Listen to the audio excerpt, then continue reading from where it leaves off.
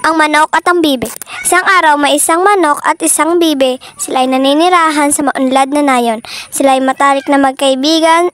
Isang araw, may dumating na malakas na bagyo.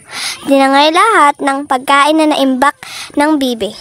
Ngayon ay humingi siya ng pagkain sa kanyang kaibigang manok.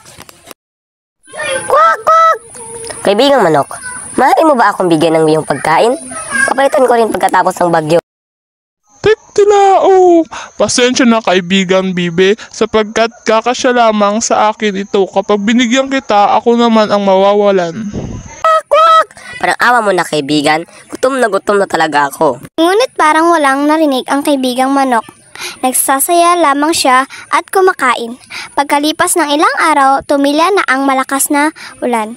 Ang bibi ay lumabas upang kumuha ng makakain sa bukid.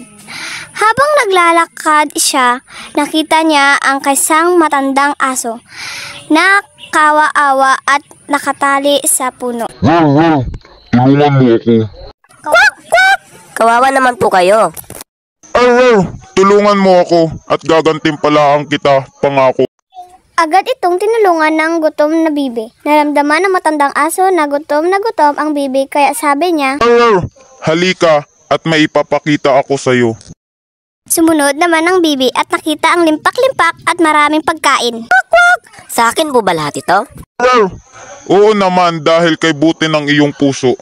Nakita siya ng kanyang kaibigang manok at sinabi, Tilao, halika't pagatian natin iyan. Naubos na kasi ang naimbak ko na pagkain. Kwak! Kwak! Teka lang, di ba nangingi ako sa'yo dati? Pero di mo ako tinulungan. Kaya, ba't kita tutulungan? Alis! Galit na sabi ng bibi. Ang manok ay umuwing gutom at malungkot. Natutunan niyang dapat maging mapagbigay kung anumang meron sa iyo.